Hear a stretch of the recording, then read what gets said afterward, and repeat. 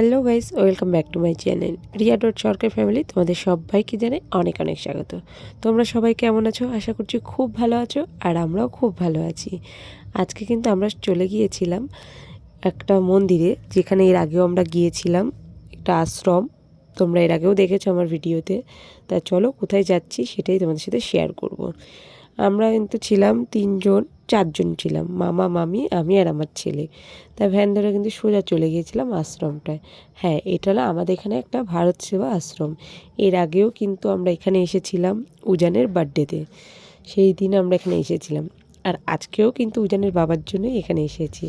কারণ আজকে দাদার সব কলিগরা মিলে একটা কীর্তন করে ওরা, সেই কীর্তনের এখানে একটা অনুষ্ঠান করে।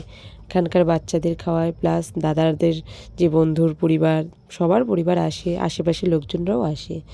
তাই এখানে কিন্তু এটা নিয়ে দ্বিতীয় বছর। এর আগের বছরও হয়েছিল, তখন আমি আসিনি। আর এটা নিয়ে দ্বিতীয়। তাই এবারে আমি এসেছি। আগের বছর আমাকে বলেছিল, আসার সময় হয়নি আমার। এবছর আমি আসতে পেরেছি। আর সত্যি এখানকার এত সুন্দর করে আয়োজন করে, ভাবাই যায় না যে কেউ এতটাও চিন্তাভাবনা করে, যাদের কেউ নেই তাদের জন্য এতটাও সুন্দর করে ভাবে। আর দাদা এত সুন্দর করে ভাবনা চিন্তা করে, আমার না খুবই ভালো লাগে। আমারও মন চায়, কিন্তু জানি না কবে ভগবান সেই দিনগুলো দেবে যেতে আমিও করতে পারি কিছু।